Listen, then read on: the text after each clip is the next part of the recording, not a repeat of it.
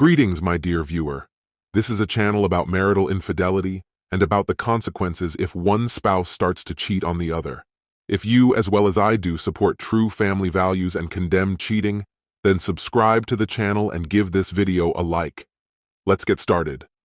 For much of my life, I've been a quiet bystander, drawn to the turmoil and drama unfolding in other people's lives. My own existence had been steady, predictable, until it wasn't. My wife, whom we'll call Penelope, and I had been married for almost 7 years. While our marriage wasn't perfect, it had always felt stable to me, or so I had believed. We faced the typical hurdles any couple does, but none ever made me doubt the core of our relationship. That illusion came crashing down last week. It started as an ordinary evening. We had finished dinner and were relaxing on the couch, scrolling through our phones. Penelope seemed oddly withdrawn. When I asked if something was bothering her, she offered a strained smile that didn't quite reach her eyes. Then, breaking the silence, she said, "We needed to talk." My chest tightened. You know that particular tone, the one that sends a chill down your spine. It's never the prelude to good news. Bracing myself, I urged her to continue. Whatever she was about to say, I could tell it was going to be significant. She hesitated before saying, "I've been thinking a lot about us and our relationship. I think we should try something new to deepen our connection." Her words left me bewildered. "What do you mean? Aren't we okay as we are?" I asked, genuinely baffled. She shook her head slowly. "No, we need something different, something exciting." Her vague reply sent unease creeping up my spine. "What exactly are you suggesting?" I pressed. Penelope took a deep breath, locking eyes with me. "I want to sleep with my boss," she said, her voice steady. "And I want you to watch." I froze, my mind struggling to process the words. "Please, let me explain before you react," she added quickly. "This could be a chance to explore something new in our relationship. You've always been more reserved, and he's so assertive. It could be exciting." I waited, hoping she'd laugh and reveal it was all some cruel joke, but no punchline came. She was completely serious. For a moment, I couldn't speak. My wife was proposing that I sit and watch her sleep with another man, her boss, no less. The absurdity was staggering. "Are you serious?" I finally managed to say, my voice a mix of shock and anger. Penelope's expression remained calm. "Yes. Tyler and I have discussed it, and he agrees it could be an eye-opening experience for us." I couldn't believe what I was hearing. "Wait, you've already talked to him about this? Have you slept with him?" I demanded, my voice trembling. "No," she replied sharply. "But I've thought about it. Watching him at work, seeing how confident he is, it made me curious. I swear nothing has happened between us. The most I've done is touch him once, just to see what it might feel like." Her words hit me like a blow. The woman I thought I knew, the woman I had trusted for years, seemed like a stranger. My thoughts raced, struggling to piece together the reality of what she had just revealed. Penelope continued, her tone soft but unwavering. "I love you. I really do. I love how respectful and considerate you are.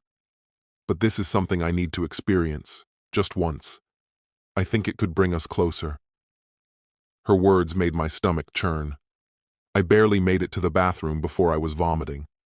Staring at my reflection in the mirror, I felt a crushing sense of failure. I wasn't submissive, as she claimed. I simply valued her opinions and tried to make our partnership work. But now, it all felt like a lie. When I returned to the bedroom, she was lying on her side of the bed, as if everything was normal. The thought of sharing the same space with her made my skin crawl, but I stayed. I needed answers. I needed proof. Later that night, once I was sure she was asleep, I unlocked her phone with trembling hands. Scrolling through her messages, I uncovered far more than I had feared. She and Tyler had been having an affair for weeks. Their texts were explicit, detailing their encounters and making plans for more. My stomach turned as I read Tyler's smug remarks about how I wasn't enough for her and how much he looked forward to humiliating me by making me watch. It was clear Tyler had manipulated her, and she had let him. Unable to sleep, I moved to the couch, my mind racing. By morning, I had made up my mind. After Penelope left for work, I searched for Tyler's wife online. We had met briefly at company events, and I hoped she'd remember me. She deserved to know the truth. I sent her a message explaining everything. To my surprise, she responded almost immediately, shocked and heartbroken. We arranged to meet in person. When we met, I was struck by her composure. Despite the betrayal, she carried herself with dignity. I shared everything I had found, including screenshots of the messages. Though she broke down in tears, she quickly regained her strength. "We can't let them get away with this," she said with determination. I nodded in agreement. Her resilience inspired me. Although our lives had been upended, we resolved to take control of the situation. The road ahead would be long and difficult, but for the first time in days, I felt like I had a purpose. The moment she resolved to proceed with the divorce, I fully supported the decision. A friend of hers, well versed in the legal intricacies of separation, helped guide us through the process. The laws, unsurprisingly, don't seem to lean in favor of men, but I was ready to face whatever was necessary to break free from my unfaithful wife. It's been 3 days since that pivotal choice. In the meantime, I've stayed in close contact with Tyler's wife, providing one another with solace amidst this turmoil. Tyler's wife, let's call her Violet, has temporarily moved in with her parents to avoid direct confrontation with her husband. Meanwhile, Tyler and Penelope are shamelessly indulging in their affair. Penelope arrives home late every night, and there's no mystery about where she's been. Not that it bothers me anymore. Mentally, I've already started moving forward. Now, it's just a matter of waiting for the day she's officially out of my life. Our lawyer estimates it will take around 2 weeks to finalize the paperwork. In the meantime, Penelope continues to pitch absurd ideas as if we're on good terms. I'll share more details once I've dealt with the mess she's left behind.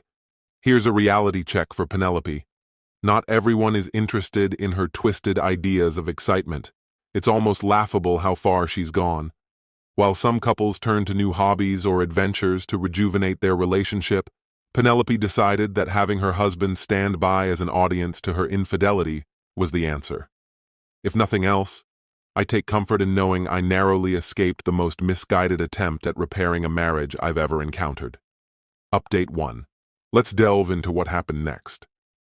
Violet and I, both fed up with our deceitful partners, decided to form an alliance.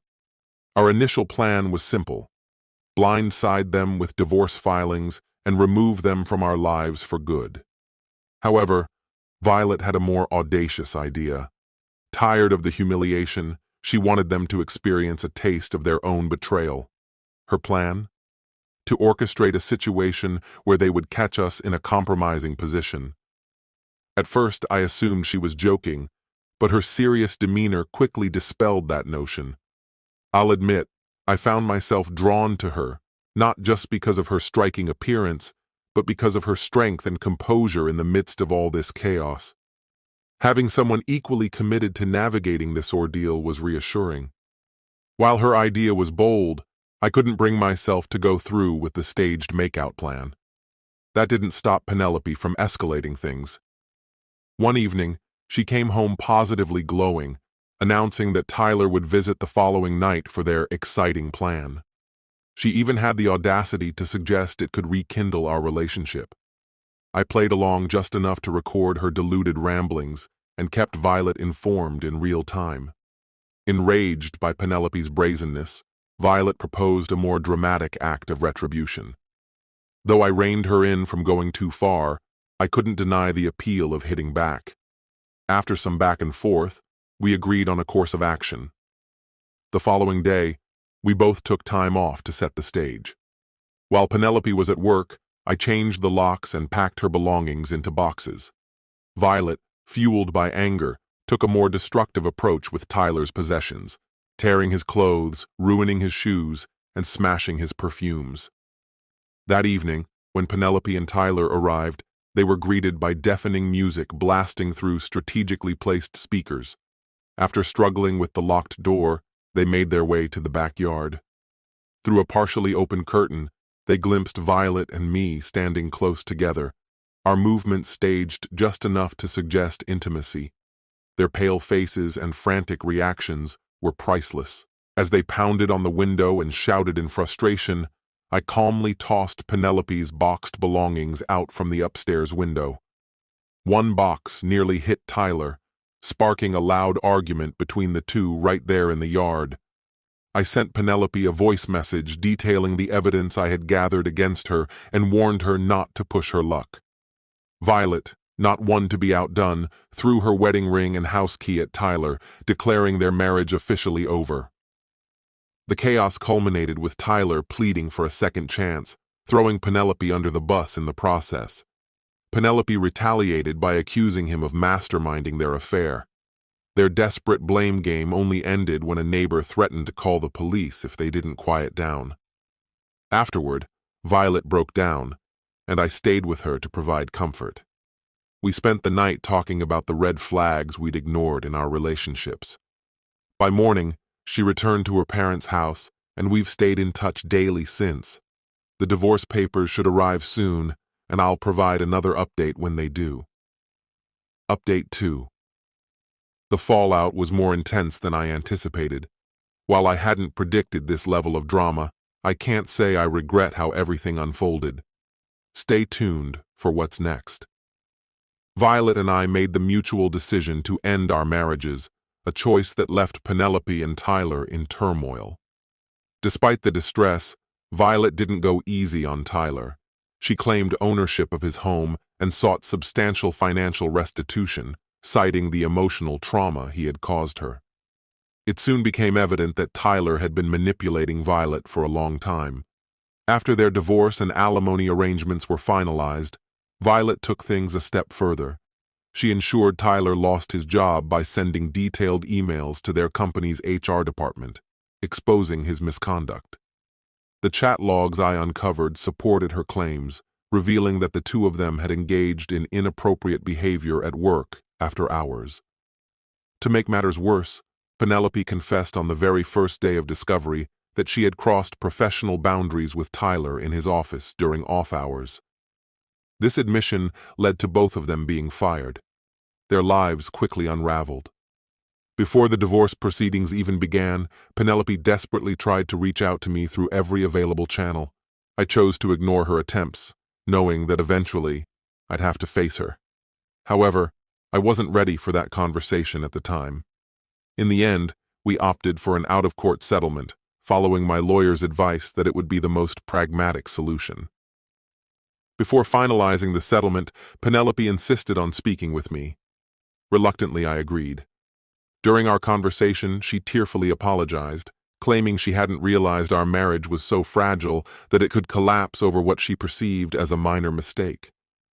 She admitted to believing our relationship was stronger, only to discover how wrong she had been. I listened patiently before responding. I called out her manipulation, pointing out how she began with an apology only to twist the narrative and suggest that I was overreacting. So, having an affair with your boss and humiliating me is just a minor lapse in judgment? I asked her. She tried to explain, insisting that her actions were meant to reignite the spark in our marriage. I let her continue until I'd had enough. Then I told her to stop. None of her justifications held any weight. The reality was undeniable. She had cheated, and her choices carried serious repercussions. Although Penelope appeared upset about the divorce, her real frustration seemed to stem from the fact that I had started dating Violet. According to Violet, Penelope even approached Tyler, pleading for reconciliation since they were both in similar situations. Tyler, however, dismissed her outright, calling her beneath his standards and labeling her a fleeting distraction. In some ways, Tyler's rejection was poetic justice for Penelope. She had orchestrated her own downfall, and now she had to face the consequences. Meanwhile, Tyler made several attempts to reach out to me, urging me to end things with Violet. He claimed that Penelope had been the one to initiate their affair and had merely used him for her own purposes. I wasn't convinced. I told him to stay out of my life and warned him that contacting me again would have serious repercussions. I already knew the truth.